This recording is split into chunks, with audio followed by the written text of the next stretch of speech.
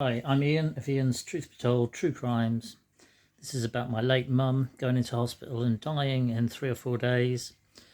The fact that my brother, who's in this video, he knew the day that my mum died, which was the 24th of May 2018. It was the day that I went in and said goodbye to my dead mum in the hospital.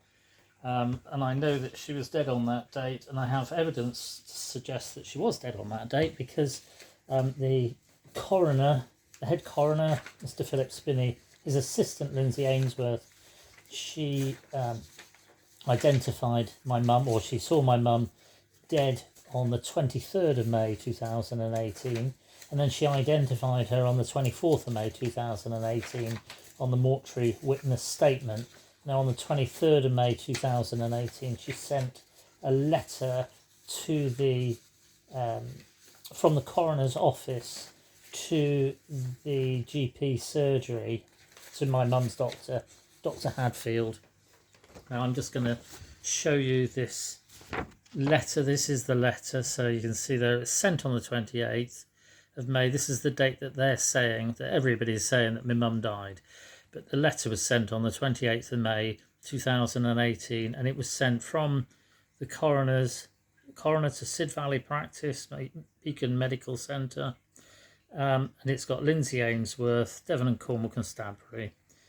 Now, it's got Devon and Cornwall Constabulary there, face mail message to Dr Hadfield, received on the 4th of June 2018, Coroner's Office, Mortuary, RD&E Exeter.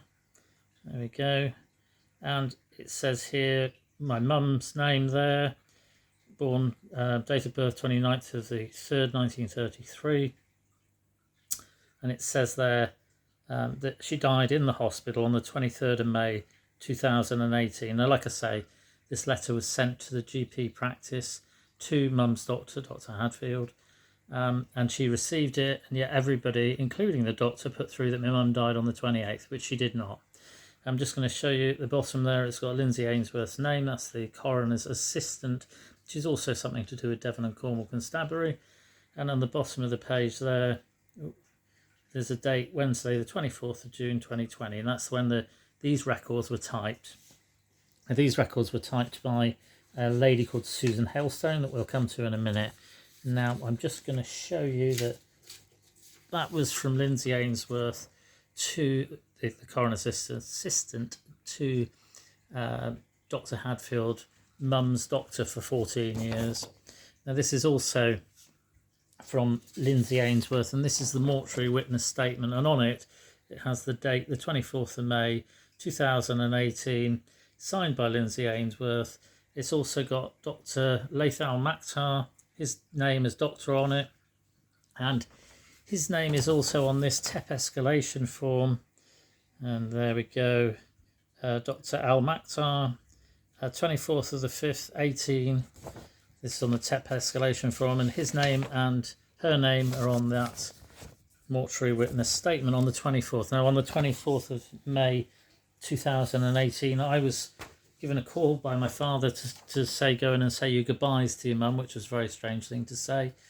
And I drove from Sidmouth to Exeter, and when I got there, the nurses said, sorry, you've missed her, and directed me to a side room. And I went in, and my mum was dead, and I sat with my mum for about half an hour, perhaps 40 minutes, bawling my eyes out because I just lost my mum.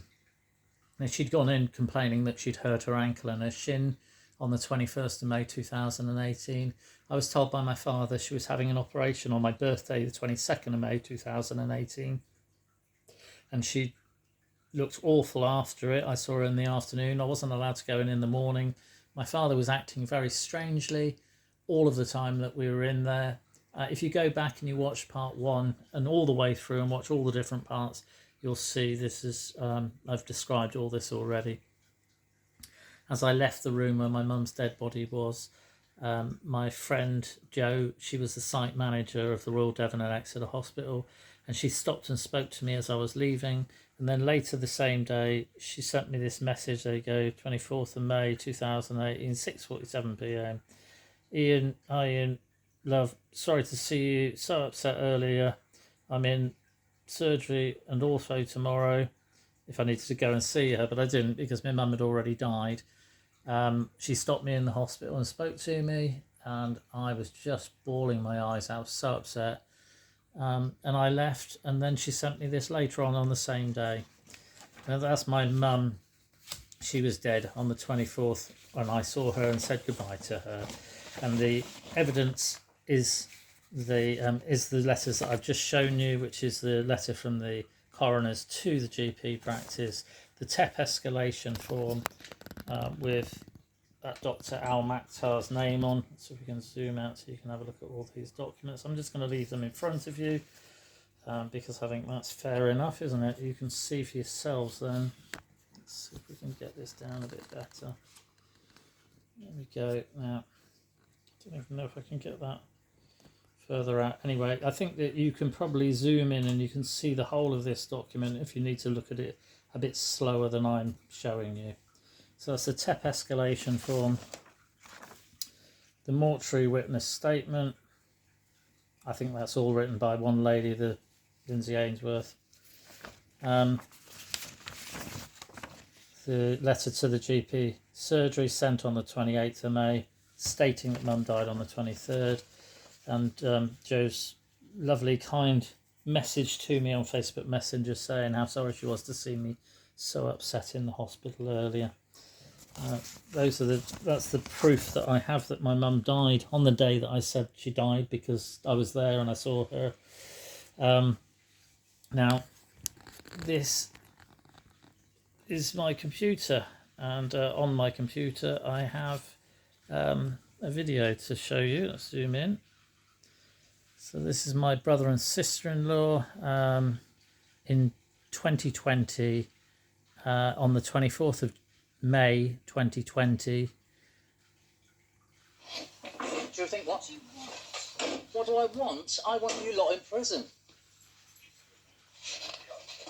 You have lost a lot. No, I haven't. Do you know that I've got the proof that my mum died on this day? You just yeah, on this day, 24th of May 2018, my mum died. Well, let's go. 24th of May. So they disagreed with me because they've been trying to cover this up. In January 2020, I found a document at my father's house, which was the coroner's witness statement written and signed by my father. Here we go again, so we'll go back to paperwork a minute. Sorry about this. Now this is that coroner's witness statement that I found at my father's in January of 2020. And again, you can zoom in for yourself, just pause it, zoom in. But it says that Mum went into hospital on a different day and had an operation on a different day and then died on a different day. But she did not. She went in, as I say, 21st. I was told had an operation on the 22nd and she died on the 24th, or I saw her dead, but she actually died on the 23rd. Now within the hospital records there is a document that says that my mum was given dalteparin on the 23rd, which is a blood thinner. There's also records that say that she was given end-of-life care for someone who'd hurt their ankle, which I think is absolutely disgusting myself. But now when I was at my father's and I found the mortuary witness statement, I also found this letter, and this letter is written by Lindsey Ainsworth, or typed by her, and it's to my father, and it was sent on the 31st of May 2018. Now I believe that myself and my mum was set up going into the hospital, and that my mum was unalived, purposely unalived, by the people in front of you that were on these videos, and also my father. Now this letter from Lindsey Ainsworth, you'll remember that she said that mum died on the 23rd and the 24th she identified her. She's the coroner's assistant. She's also something to do with Devon and Cornwall Constabulary. I don't know whether you can read this or not, but I hope you can. I'm going to bring it in nice and close so you can see and read it for yourself. But this is a letter to my father, Mr. Parrish, on the 31st of May 2018, and it's further to the discussion that we just had, and it's about amending the coroner's witness statement. And if he wants to amend it, he can draw a line through the bit that he wants taking out, and then he can initial it, and he can put in the bit that he wants putting in and put asterisks around it and put that in and sign it, and then sign where Lindsey suggests that she's put the X's.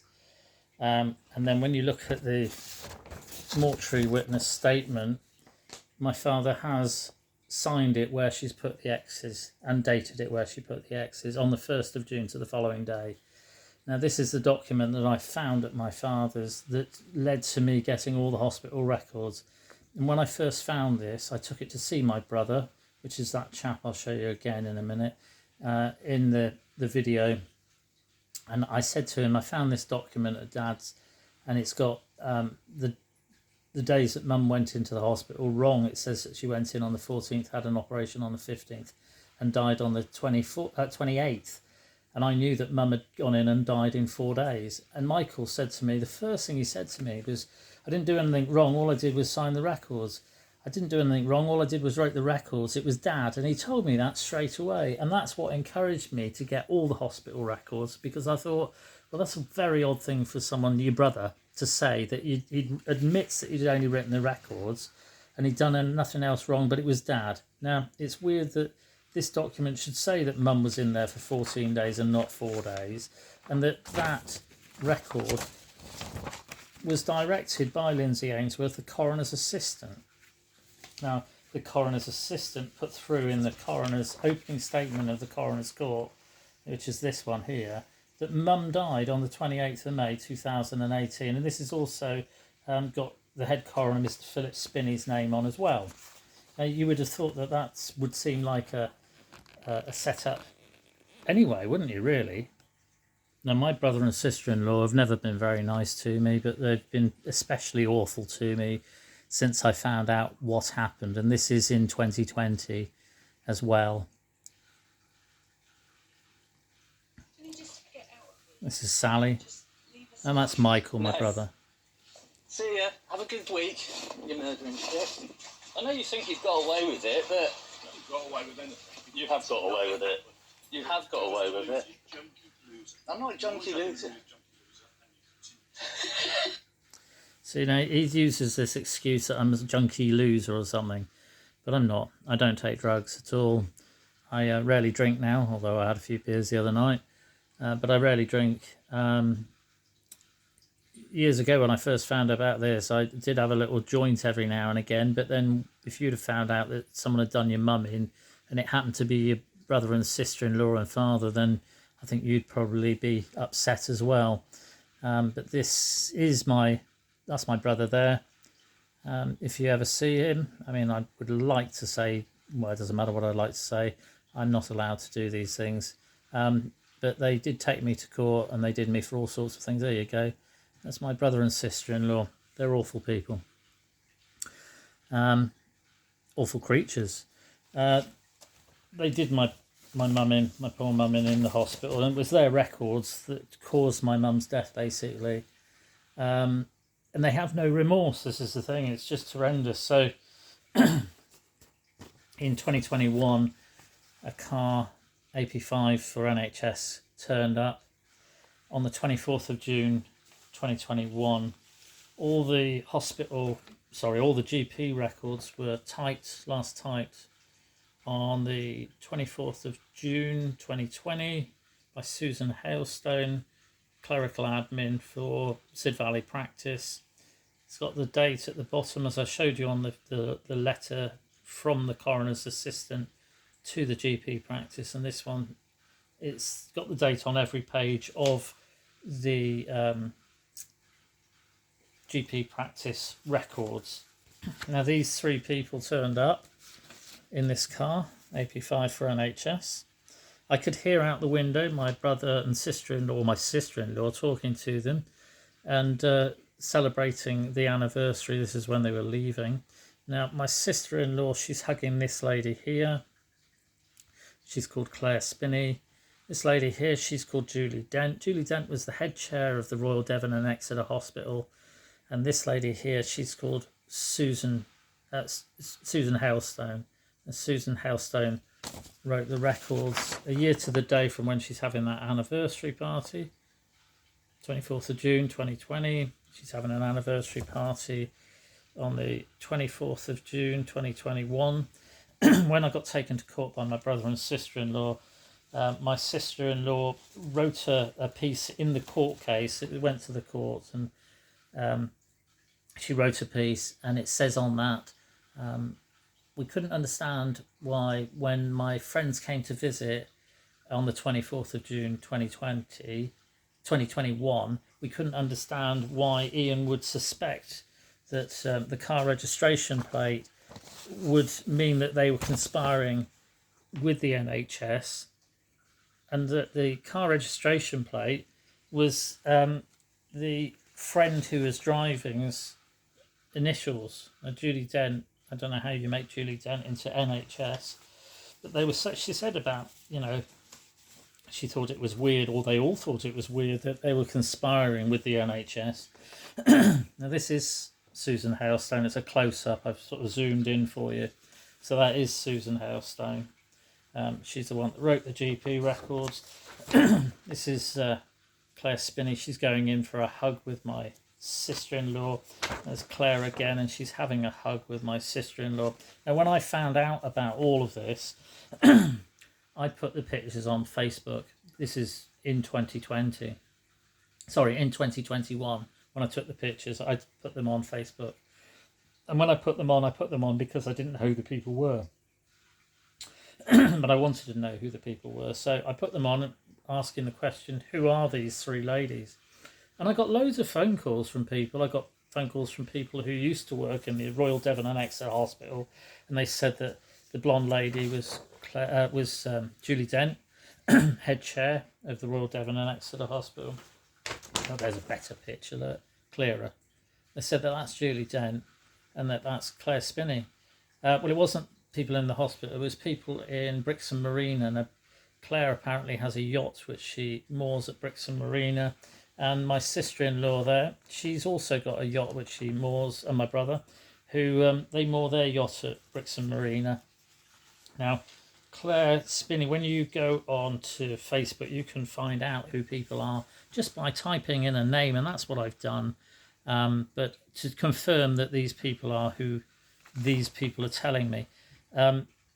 Lots of people who live in my area told me about Susan Hailstone. Some friends went to school with her daughters. She's got two daughters. They went to school in an area not far from here, not far from my hometown. I have sent all these files to the police many times now, and the police won't do anything because of the fact that the coroner is involved. The police are involved with the cover-up because you can see it on those letters. It's got Devon and Cornwall Constabulary on the letters. Now there's a picture there, and that's Claire Spinney. And there's two people have liked that picture. Do you see that down the bottom there? And the two people are the people in the picture. And the two people are there. The two people who've liked it are the two people, when you tap on the picture, you can see. And they're Claire Spinney and Jill Spinney. Like I say, if anyone would like to go onto Facebook, amazing what you can find out. But you can just tap on pictures and you can tap on likes like that. And you can find out who liked the picture. Now, the strange thing is that I put this video up. It was on my mum's birthday. My mum's birthday is the 29th of March, 1933. And I put that up on the 29th of March, 1933. We're a few days out. This is the 31st. And my brother, I put the video up and I put it on the community page of my area. And when I put it on the community page of my area, my brother, he liked it. That bloke there, he liked what I'd put on. I thought it was ironic that the man who is in the paperwork that I go on about, which is my brother, that he would like the comments that I put on, that I put 12 parts on Ian's Truth Be Told True Crimes. And I put it, let me see. I put it on there, let you see. And I put this on here.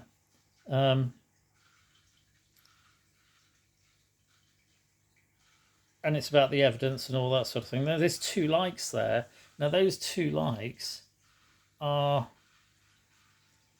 I'm just going to show you. I typed it out for a reply. I should put this on later. I put kind of ironic that one of the 2 people who liked my first comment is one of the culprits mentioned in all parts, basically 1 to 12. And there you go. You see, that's him. The other person is a brilliant chap.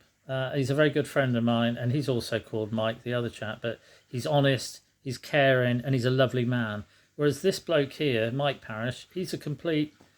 And there you go. Because his actions, the paperwork that he filled in, caused my mum's death. And the fact that he and his wife, who are there in that picture, they had an anniversary party a year to the day from when the records were last typed. And my brother, Michael, he admitted to me that that he had only written the records and he'd done nothing else wrong. It was Dad. He told me that twice. Now, you might think, well, what has Julie Dent got to do with it? Well, the hospital records were all typed. Okay, can you see that? On the 8th of the 7th, 2020.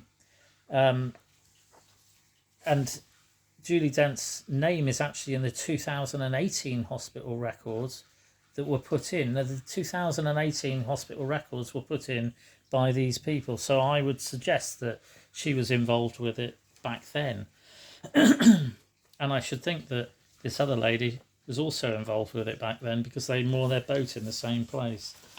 Now, I mean, that's something that Devon and Cornwall Police should be looking into. But I know that there was a whole load of records that were typed on the 8th of the 7th, 2020, that validate the 2018 records. Like I say, Julie Dent is on one of the records from 2018 that's been retyped. Now, there's tons of records in there. There's a record here just showing you for an example. On the 24th of May 2018, when I saw and said goodbye to my dead mum, the patient's summary was sent to Wanford House Hospital. You wouldn't send the patient's summary to Wanford House Hospital if you died 4 days later on the 28th, would you? Makes no sense. There we go. So the 3 ladies, my sister-in-law Sally, my brother there, they all wrote the records. They did conspire with Julie Dent, with Claire Spinney and with Susan Hailstone, who had an anniversary party a year to the day from when Susan wrote the records. They did turn up in a car, AP54NHS, and although Sally and her friends, who are these people that work for the hospital, the coroner's friend or relative, and the GP practice, I mean, you couldn't make this stuff up. Having an anniversary party a year to the day from when the GP records were written. The GP records that were put in 2020 also validate the 2018 hospital records written by these 2 people. And these 2 people liked the comment that I put on, or my brother liked the comment that I put on about my mum and the fact that I was putting 1 to 12 so far parts on about my mum's death and how it was a setup. And I'm now putting this on to you, but I'm not going to put this on yet. I'm going to put it on, sorry, I didn't mean to laugh then, but I'm going to put it on a little later on, perhaps the date that my mum died, because I think that would be a better time to put it on. You can zoom in for yourselves if you want, stop it and have a look for yourselves, but they're the same people. And they are the people that did have that anniversary party with those 3 ladies. Anyway, there you go. It's just another part of all of this. I've been through all of the parts. And I've mentioned them I've mentioned my brother in part 1. In part 2, 3, 4, 5, all of it. I've mentioned their names in all of it. And if you go through, I go through very slowly and I look at all of the parts, like the 6 x-rays on 2 different days when my mum wasn't there, that have got my mum's date of birth right and her age wrong. They say that mum had a pessary. The records that were written again on the 8th of the 7th, 2020, that validate the 2018 records, that make it look like she had a pessary, and she had it for years and years, because the x-rays have got a pessary on. Whether the pessary is covering up something else, there is even a dispute on whether the pictures of the hip were my mum's. There's 6 CT scans on the 21st of June 2016 that also, they're on the 21st of June 2016. They've got mum's date of birth correct and her age 83 correct for the year, and yet the x-rays from 2018, there's 6 of them on 2 different days, and they've got mum's date of birth correct, 29th of the 3rd, 1933, but they've got her age as 83 instead of 85. Well, I believe that my mum would have aged in those 3 years. She wouldn't have just stayed the same age. And I've never heard of an x-ray that's got the date of birth right and the age wrong. When you go into a hospital, that's the first thing they ask, and that's how all your records all line up and how they work out who their patients are. Now, as I say, my brother and sister-in-law are complicit in the purposeful unaliving of my mum in 2018. These ladies here, they're also complicit in the cover-up and the unaliving of my mum in 2018, along with that other lady, Susan Hailstone, who's also part of this. I mean, just in case you wanted to see, then that's her as well. It's a Facebook picture. There's a bit of a blurry one. My printer's not that great, but there's Julie again. Like I say, I'm getting all these ones off of Facebook, and it's amazing what you can get.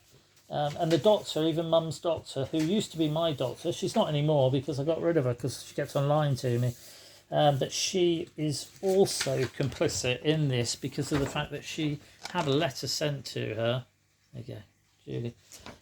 She had a letter sent to her, which was sent on the 28th, and she received it on the 4th, and it's addressed to her, and yet she sent a letter to the coroner's inquest where she actually contradicted some of the other paperwork, but she also said that my mum had died on the 28th.